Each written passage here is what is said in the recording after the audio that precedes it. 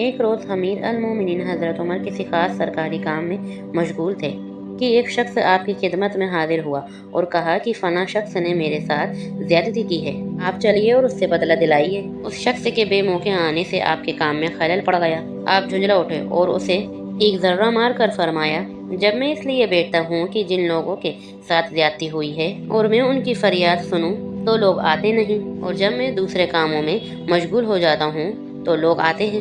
حضرت عمر کی ڈانٹ کھا کر وہ شخص تو وہاں سے چلا گیا، لیکن کچھ دیر بعد آپ کا مزاج ٹھنڈا ہوا تو آپ کو اپنی سختی پر بہت افسوس ہوا۔ اللہ کے سامنے جواب دہی کرنے کی بجائے آپ نے اسے ہی بہتر سمجھا کہ دنیا میں ہی اپنا بدلہ لے لے۔ چنانچہ اس شخص کو آپ نے بلوایا، وہ آیا تو آپ نے درہ اس کے سامنے رکھ دیا اور فرمایا، یہ درہ لو اور جس طرح سے میں نے تمہیں مارا تھا اسی طرح سے تم بھی مجھے مار دو۔ اس شخص نے عرض کیا، یا امیر المومنین، بھلا مجھ سے ایسی جرأت اور گستاخی ہو سکتی ہے؟ میں نے اللہ تعالیٰ کے لیے اپنا حق معاف کر دیا۔ اس شخص کے معاف کرنے پر بھی حضرت عمر کا دل اطمینان نہ ہوا۔